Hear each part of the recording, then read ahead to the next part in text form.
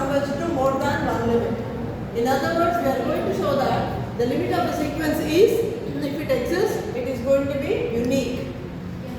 Proof. Let Sn be a sequence which is a convergent sequence. Let us say that it converges to the number L. Okay. If possible, we are going to show that L is unique. That is, there exists one and only one L. But we will assume the contrary. That is, if possible, assume that Sn converges to two numbers. Let us say L as well as L dash also. So that both L and L dash, they are not equal. They are different. Both are two different numbers. So there exists some distance.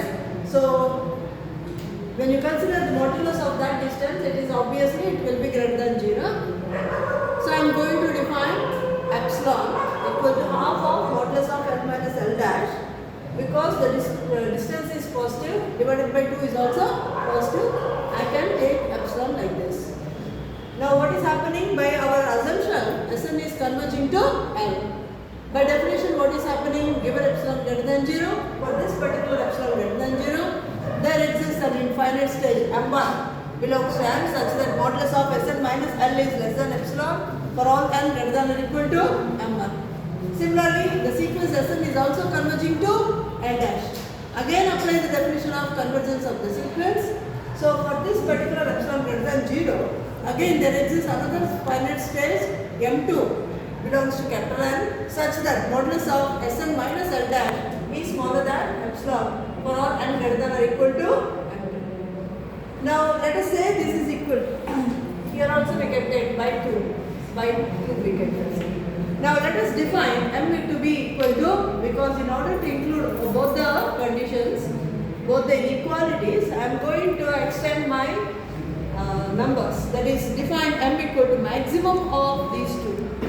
Then obviously mod Sn minus L will be less than epsilon by 2. Similarly, mod Sn minus L dash is also epsilon less than epsilon by 2 for all n greater than or equal to M now, because I have extended my distance. So M, I am taking the maximum of that.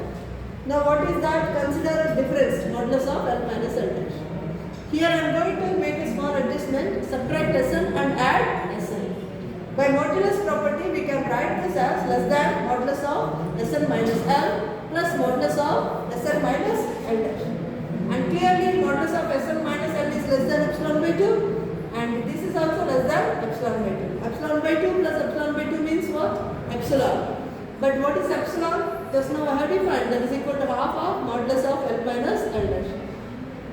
Is it possible for a number modulus of L minus L dash to be less than half of L minus L dash? It is a contradiction or it is absurd.